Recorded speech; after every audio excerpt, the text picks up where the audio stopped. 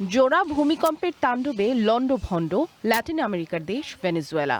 যেদিকে চোখ যায় শুধুই ধ্বংসস্তূপ।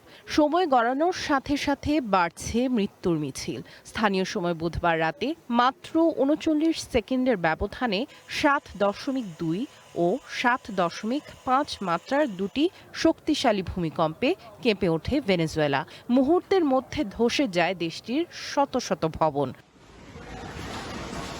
ভূমিকম্পের তীব্রতায় রাজধানী কারাকাসের প্রধান বিমানবন্দর সিমন বলিভার আন্তর্জাতিক বিমানবন্দর ক্ষতিগ্রস্ত হওয়ায় তা বন্ধ করে দেওয়া হয়েছে। এছাড়া কারাকাসে মেট্রো ও ট্রেন চলাচল এবং প্রাকৃতিক গ্যাস সরবরাহ সাময়িকভাবে বন্ধ রাখা হয়েছে। পাশাপাশি অভ্যন্তরীণ মোবাইল নেটওয়ার্ক বিপর্যস্ত ও ইন্টারনেট সংযোগ বিচ্ছিন্ন রয়েছে বিভিন্ন অঞ্চলে। ধ্বংসস্তূপের নিচে আটকে আছে অসংখ্য মানুষ, যে কারণে প্রাণহানি 10,000 থেকে 1 লাখ ছাড়াতে পারে বলে আশঙ্কা করছে আমেরিকার ভূতাত্ত্বিক জরিপ সংস্থা ইউএসজিএস। তাদের উদ্ধারে বিরামহীন অভিযান চালাচ্ছেন জরুরি কর্মীরা। ভয়াবহ এ দুর্যোগে সবচেয়ে বেশি ক্ষতিগ্রস্ত হয়েছে ভেনেজুয়েলার লা গুয়াইরা রাজ্য। এরই মধ্যে ওই অঞ্চলকে ডিজাস্টার জোন বা দুর্গত এলাকা ঘোষণা করেছে কর্তৃপক্ষ।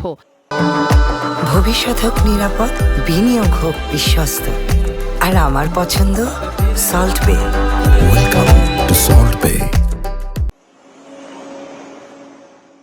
এই ভূমিকম্পের তীব্রতা এতটাই শক্তিশালী ছিল যে ভেনেজুয়েলা থেকে 1700 কিলোমিটার দূরে ব্রাজিলের অ্যামাজন অঞ্চলেও কম্পন অনুভূত হয়। এছাড়া কলম্বিয়ার উত্তর পূর্বাঞ্চলেও অনুভূত হয়েছে ভূকম্পন।